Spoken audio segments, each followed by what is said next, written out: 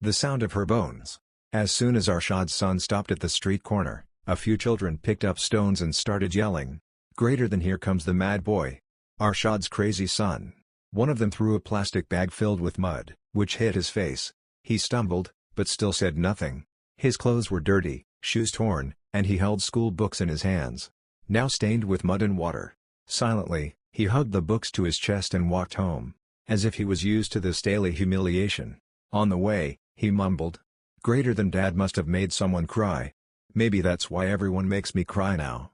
He shut the door behind him, went to his room, rested his head against the wall, and closed his eyes, as if trying to escape his very existence.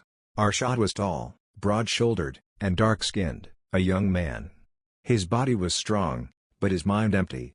No education, no skills, no purpose. He wandered aimlessly through village streets, sometimes dozing under a tree, sometimes laughing at random things, as if life had no meaning for him. He despised hard work, and the idea of earning an honest living was something he had never truly embraced. His mother, Amma Basharan, was a troubled old woman. Her face was marked with the wrinkles of time, her eyes filled with worry, and her heart had only one concern: that somehow her son might change. She would often stay up at night, quietly praying, sometimes reciting the Quran, sometimes falling into prostration and pleading, "Greater than, O Lord! Guide my Arshad. Mend his life, give him a home, let him find a good match. Oh God, don't let him stay useless and worthless." But Arshad? He lived in a world of his own. His mother's worries were just noise to him. Whenever a marriage proposal came and the girl's family learned Arshad was uneducated and unemployed, they'd instantly reject it. No one was willing to entrust their daughter to him. Time passed, and Arshad's mental state began to deteriorate too. He wouldn't blame himself, but he remained bitter toward the world. One day, an old woman from the village, Halima Kala, came to visit Amma Basharan. She sat down, drank some water, and spoke softly. "Greater than, Basharan. May I say something? Don't take it the wrong way. There's a proposal, strange, yes, but maybe it could open the door to Arshad's destiny." Amma Basharan asked curiously. "Greater than, what kind of proposal?" Halima Kala said gently. "Greater than, the girl is very rich, God-fearing, kind-hearted. But she's paralyzed from the waist down. She can't walk. Her parents have set aside a lot for her. But of course, no one's willing to marry her. I thought, maybe you're Arshad." It was like a knife to Basharan's heart. Tears welled up in her eyes. "Greater than, so, my Arshad is only good enough for a disabled wife? Has he fallen so low in God's eyes?" But then she faced reality. Arshad's idle days, wasted nights, the emptiness of his life. How long could it go on? When she told Arshad about the proposal, he was overjoyed, as if he had won the lottery. He laughed out loud. "Greater than, Amma? A rich girl? Wow! I'm set for life, luxury, wealth, everything." Amma's heart trembled. She spoke gently. "Greater than, son, this is for life. She's a God-fearing, kind girl. And disabled. You must take care of her, be fair to her. Don't let Allah be displeased." But Arshad waved off her concerns. "Greater than, Amma, enough. My fate is finally changing. I'm getting married, leave the rest to Allah." Within days, the marriage was arranged. Preparations began. The girl's name was Zubaida, lovingly called Zubi. She moved around in a wheelchair, but her face was so serene, as if the moon had descended to earth. Her parents provided everything in dowry: furniture, gold jewelry, expensive clothes, electronics, servants, all to make sure their daughter would be happy. On the wedding day, Arshad was beaming with joy, wearing white shalwar kameez, a golden waistcoat, and carrying that arrogance that only the scent of money brings. After the ceremony, as Zubi arrived at his home, Arshad thought to himself, "Greater than, if she weren't this rich, I wouldn't even spit on this limping woman." The early days of marriage were filled with love, on Zubi's part. But Arshad's heart was already poisoned with hatred. He saw Zubi as a commodity that had brought wealth with her. He never accepted her as his wife from the heart, nor gave her any respect. Zubi stayed silent. But her silence was a cry, directed to her Lord for justice. Her big eyes would plead in the silence of the night. "Greater than, O Allah! Why did you make me like this? Why didn't you give my husband a heart? Am I so flawed among your creations?" But Zubi never complained. Not to her husband. Not to her parents. She knew Arshad was her fate. And perhaps her test too. Just days after the wedding, prosperity seemed to shower upon Arshad's home. New furniture, a brand new LED TV, fridge, Washing machine, a maid, a cook, everything appeared like a dream Arshad had never dared to dream. The neighbors watched in envy, and Amma Basharan would raise her head with pride. Greater than see? My Arshad's fate has finally awakened. But behind this wall of wealth, another story was brewing, a story of pain and silence, Zubi's story. Zubi, who had adorned herself with love, service, and silence, spent her days in a wheelchair overseeing the household. She gave instructions to the maid, managed Amma's medications, prepared Arshad's meals. But Arshad? He had not a shred of respect in his eyes for her. On the very first night, he said coldly, "Greater than this is all happening because of your money. Otherwise, there's nothing in you a man would ever want." Zubi smiled faintly, but her eyes welled up. She knew she hadn't bought love, it was simply written in her fate. Days passed, and the venom in Arshad's tone grew sharper. "Greater than you're lame. Can't even walk beside me. What kind of wife are you? Even a stray dog is better than you." Zubi stayed silent, tears glistening in her eyes as she spoke only to Allah in her heart. Arshad would often go out drinking with friends, returning home drunk, screaming in rage. "Greater than my life is ruined. You're a burden. You've imprisoned me." One day, Zubi gathered her courage and said, "Greater than Arshad, if I'm a burden, then leave me. But please, don't hit me." Arshad turned around and slapped her so hard she fell from her wheelchair. Her arm hit the floor and twisted unnaturally. She writhed in pain, sobbing. Arshad walked away as if nothing had happened. The neighborhood maid informed Amma Basharan. When Zubi's parents arrived and saw their daughter's condition, their hearts shattered. Her mother cried out, "Greater than we entrusted our beloved daughter to you. And this is what you did to her?" Her father trembled with rage. "Greater than I'll call the police. I'll get him jailed." But Zubi, her face bruised and eyes wet, softly said, "Greater than Abu. No. I leave my matter to Allah. My Lord sees everything." Her words were so calm and full of faith that everyone fell silent for a moment. Zubi's parents took her back. They got her treated, her arm was placed in a cast, and they held her close, weeping. Meanwhile, Arshad felt no remorse at all. In fact, he felt free. He sold off all of Zubi's belongings, her jewelry, expensive utensils, appliances, even her clothes. With the money, he wore fancy outfits, dined at luxury restaurants, and eventually married a young, beautiful, spirited girl named Safiya. He told Safiya, "Greater than my first wife? She was sick, disabled. She left on her own. I never hurt her."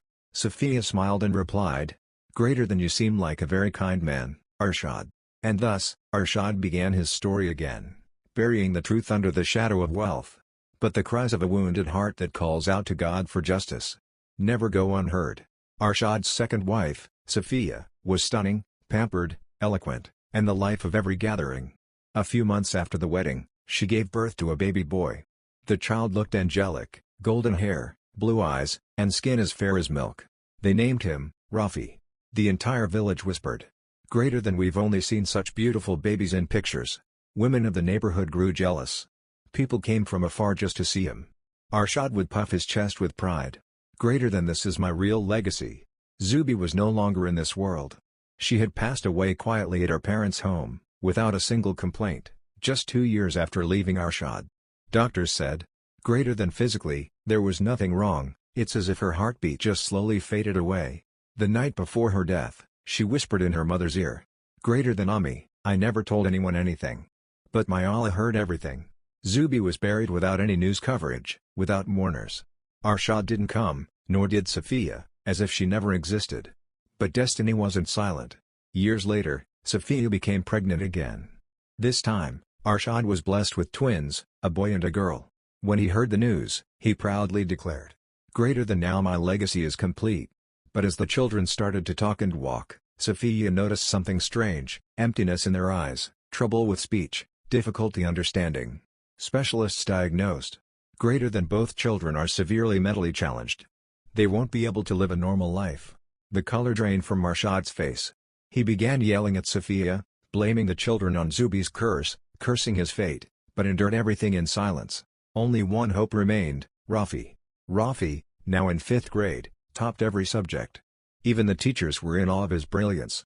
Just 10 years old, but there was a strange light in his eyes. Arshad dreamed big. "Greater than he will be my heir. My pride." It was the last day of exams. Rafi came home tired, And Sophia kissed his forehead and gave him milk. He said, "Greater than Ami, all the papers went well. I'm just tired. I want to rest a bit." He lay on his bed, pulled the sheet over himself, and fell silent. Evening came. Sophia called out, "Greater than Beta, wake up.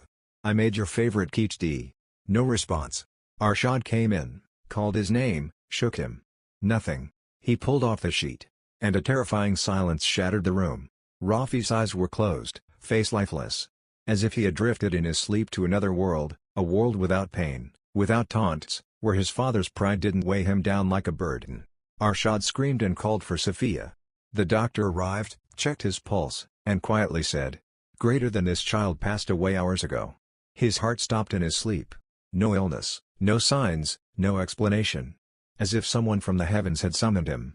When Rafi's body was taken for the ritual wash, Sophia suddenly screamed, "Greater than what is this?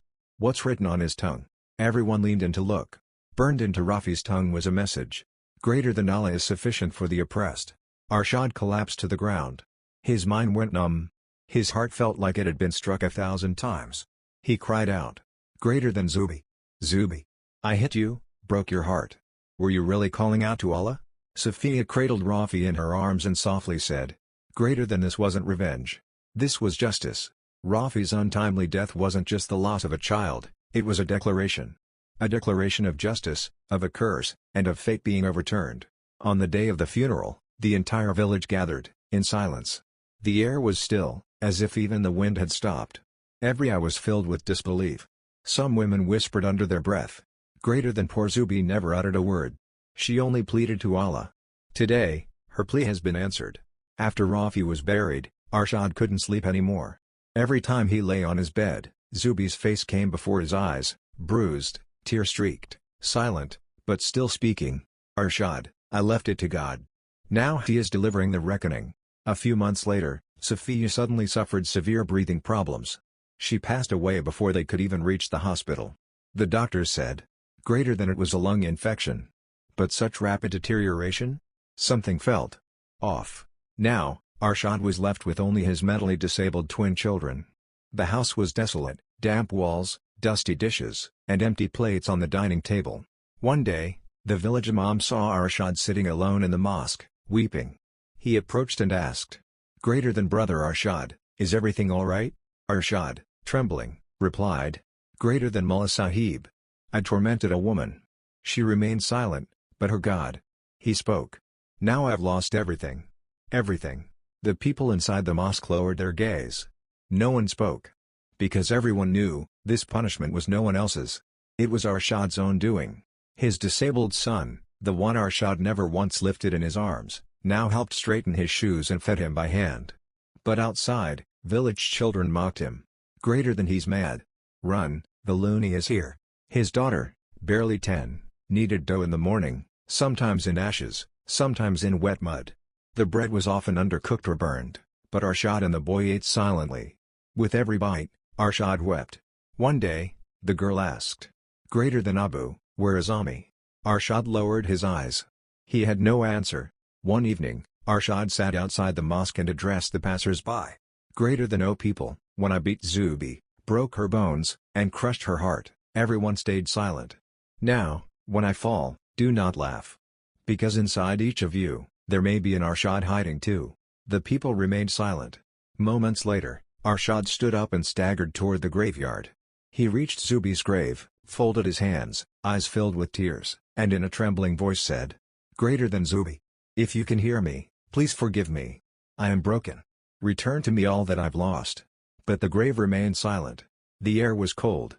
Yet nothing was colder than Arshad's heart, a heart that had once mistaken someone's patience for weakness. Days passed. No fresh flowers were laid on Sophia's grave anymore. Dust settled on Rafi's school uniform. And every day, a woman would silently sit and cry by Zubi's grave. But the biggest grave lay inside Arshad's home, 2 living corpses, his twin children. One was the son, Anu, now 15, but mentally still like a 5-year-old. The other, daughter Nuri, who was afraid of light, spoke to her doll in the shadows, and sometimes to the wall. "Greater than Ami, when will you come back?" The house wasn't silent, it echoed with a constant, groaning wind. It moaned through the walls, the dishes, And the old toys. In one corner, a clay pot held Sophia's last bangles. Nuri would touch them every day and whisper, "Greater than Ami's bracelets. They still smell like her." Arshad was now just a shell, no soul. Every evening, he would try to talk to Anu, but the boy would only repeat, "Greater than Ami will come give me roti?" Tears would stream down Arshad's face, and he'd gently reply, "Greater than no, son. Ami won't come now." In the courtyard stood a withered tree, once planted by Zubi. Nuri would sit under it, playing Ami Ami with her doll. Sometimes she'd say, "Greater than don't be angry, Ami. I won't burn the bread again." Sometimes in the dead of night, Arshad would suddenly wake up. He'd see Nuri sitting in the courtyard, whispering lullabies to her doll in silence. And Anu, leaning against the wall, eyes wide, staring at the ceiling. As if he saw someone. Maybe Zubi. One day, a village boy pushed Anu into a drain. Arshad ran and pulled out his son, soaked in filth. But Anu only smiled. Arshad shouted, "Greater than, why are you smiling? Doesn't it hurt?" Anu replied, "Greater than Ami will come." And put a bandage. Arshad collapsed to the ground, clutching his head, sobbing uncontrollably. The villagers said, "Greater than this is the curse." Carved in silence on the walls of time. One day, Nuri fell ill. The doctor gave medicine, but she refused to take it. She only said, "Greater than Ami gave it." It tasted sweet from her hands. 2 days later, Nuri burned with fever. Arshad held her close. She asked him one last time, "Greater than Abu, will Ami come to take me?" Through tears, Arshad whispered, "Greater than yes, my child. She will come now." Nuri's eyes closed. A soft smile lingered on her lips, as if she had fallen asleep in Zubi's arms. That day, Arshad's house fell completely silent. Now only a disabled son remained, a grave's peace, and a father living a breathing punishment. Greater than oppression never dies silently. It breathes. It becomes a curse, and hides a scream in the silence of the oppressed. A scream so loud it shakes even time itself. Zubi stayed silent. But her silence tore the whole system apart.